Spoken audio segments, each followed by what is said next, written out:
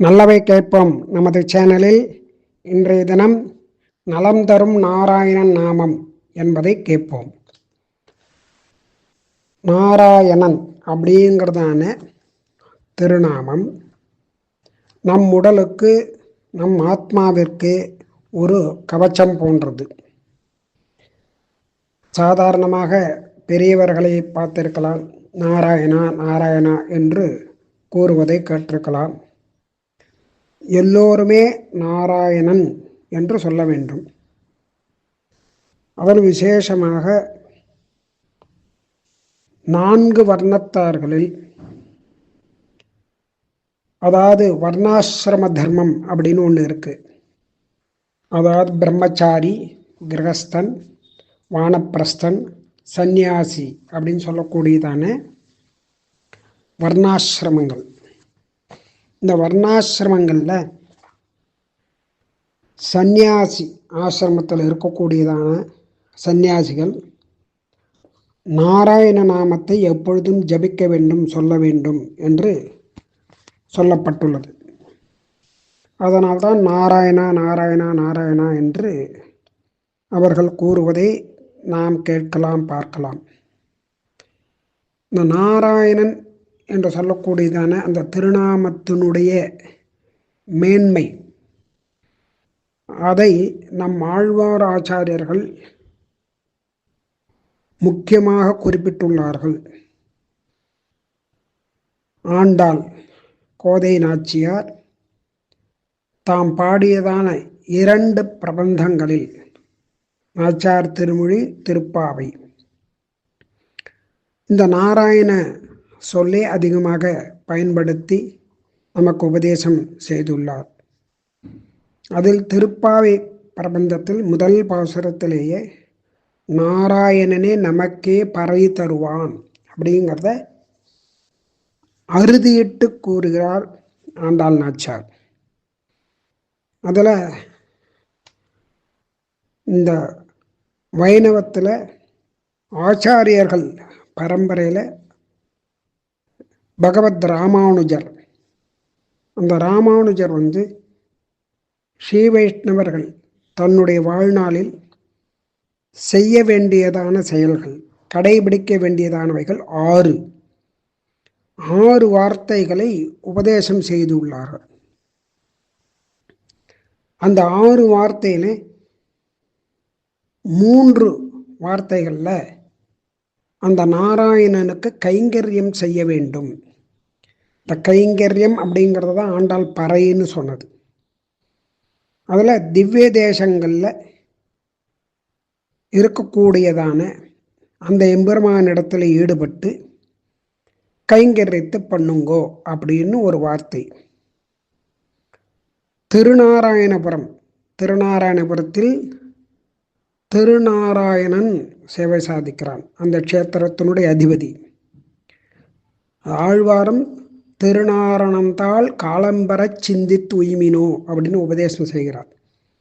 அதையே இங்கே பகவத் ராமானுஜரும் திருநாராயணபுரம் சென்று ஒரு குடிசை கட்டி தங்கி கைங்கரியத்தில் ஈடுபடுங்கள் அப்படின்னு சொல்றார். அல்லது ஒரு ஸ்ரீ வைஷ்ணவனுடைய நிழலில் ஒதுங்கி கைங்கரியம் செய்யுங்கள், ஒரு ஸ்ரீ வைஷ்ணவனோட சேர்ந்து செய்யுங்கள்னு அர்த்தம். இதுக்கு என்ன காரணம் அப்படின்னா, இந்த நாராயணன் அப்படிங்கிறதான திருநாமம் நம்ம காதில் விழுந்து கொண்டே இருக்கும். நம்மை அறியாமலும் அந்த திருநாமத்தை நாம் சொல்லுவோம், அது நமக்கு நன்மையை கொடுக்கும். அந்த கைங்கரியம் அப்படிங்கிறது, நாராயண கைங்கரியம் அப்படிங்கிறது மிகவும் முக்கியமானது.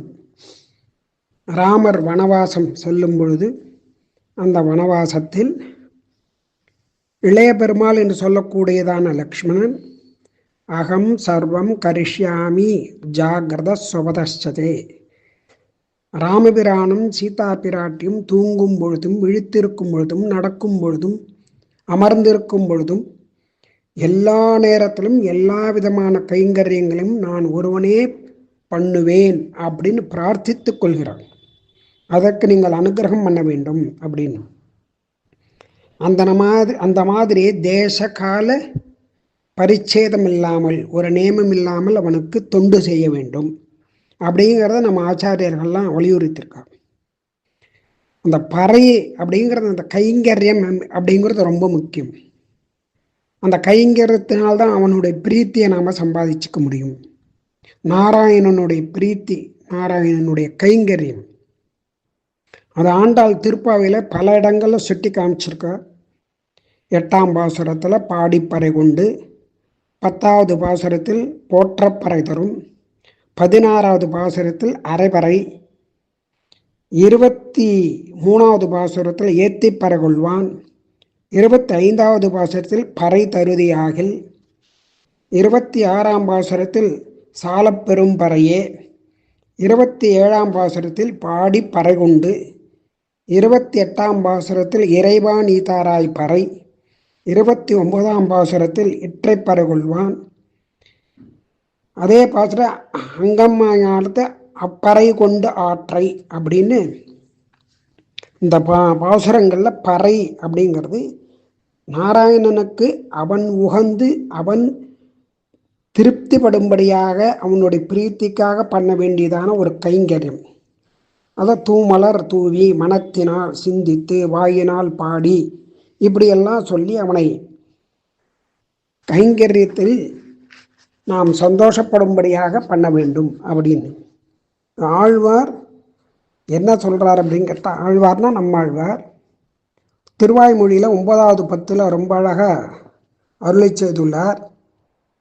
கொண்ட பெண்டிர் மக்களுற்றார் சுற்றத்தவர் பிறரும் கண்டதோடு பட்டதல்லால் காதல் மற்ற யாதுமில்லை, என் திசையும் கீழும் மேலும் முற்றவும் உண்டவிரான் தொண்டரோமாய் உயலல்லால் இல்லை கண்டீர் துணையே.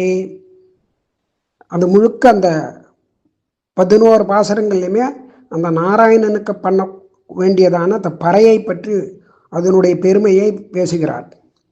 அதான் எற்றைக்கும் 7 பிறவைக்கும் உற்றோமே அப்படிங்கிறார். நாராயணனுக்கு ஆட்செய்வோம் அப்படின்னு திருமங்கை ஆழ்வார் பெரிய திருமொழியிலையும் மடல்லையும் ரொம்ப அழகாக இந்த பறையை பற்றி பேசுகிறார். அதாவது கஜேந்திரன் ஒரு மடுவில் முதலையால் பீடிக்கப்பட்டதான கஜேந்திரன் யானை முற்பிறவியின் பயனாக அந்த ஞானத்தை அடைந்து நாராயணன் தான் நம்மை காப்பாற்றக்கூடியவன் அப்படிங்கிறத அழகாக சொல்கிறது.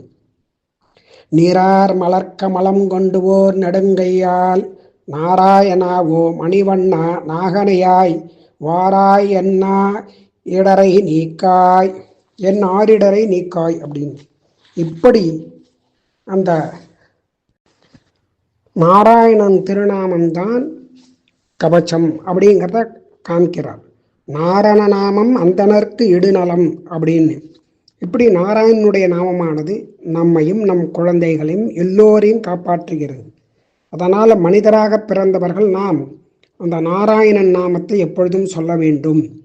மானிட சாதியில் தோன்றிற்று ஓர் மானிட சாதியை மானிட சாதியின் பேரிட்டால் மறுமைக்கில்லை, வானுடைய மாதவா கோவிந்தா என்று அழைத்தக்கால் நானுடைய நாராயணன் தம் அன்னை நரகம் புகால்.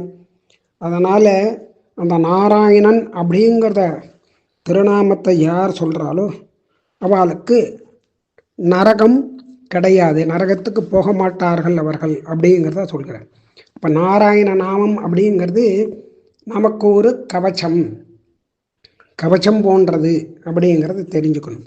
அதனால தான் அவதாரங்களில் மத்ஸ்யமாக அவதரித்த நாராயணன் என்னை காப்பாற்றட்டும், கூர்மமாக அவதரித்த நாராயணன் என்னை ஜலத்திலிருந்து காப்பாற்றட்டும், வராகமாக அவதரித்த நாராயணன் நான் வெளியே செல்லும் பொழுது காப்பாற்றட்டும், நரசிம்மனாக அவதரித்த நாராயணன் ஆபத்காலத்தில் காடுகளில் என்னை காப்பாற்றட்டும், வாமனனாக அவதரித்த நாராயணன் பூமியில் என்னை காப்பாற்றட்டும், பரசுராமனாக அவதரித்த நாராயணன் எதிரிகளிடமிருந்து என்னை காப்பாற்றட்டும், ராமனாக அவதரித்த நாராயணன் போர் முனையில் வீட்டிலுள்ளும் வெளியிலும் என்னை பயத்தில் இருந்து காப்பாற்றட்டும், நாராயணனுடைய கருணை என்னை யாகங்களில் இருந்து காப்பாற்றட்டும், அதில் ஏதாவது தவறு நேர்ந்தால் அதிலேருந்து காப்பாற்றணும் அப்படின்னு இப்படி நாராயணனுடைய அவதாரங்களை சொல்லி இந்த ஹயக்ரீவர் நல்ல ஞானத்தை கொடுக்கட்டும், சனத்குமாரர்கள் காமத்தியில் இருந்து என்னை காப்பாற்றட்டும், தன்வந்திரி எனக்கு ஆரோக்கியத்தை கொடுக்கட்டும்,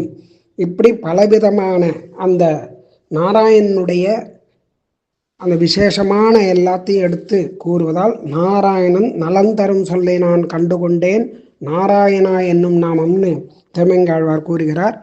அப்படி நாராயண நாமமானது நம்மை எப்பொழுதும் காப்பாற்றும். அதையே சொல்லி நாம் உய்வோமாக. மற்றவை நாளே கேட்போம்.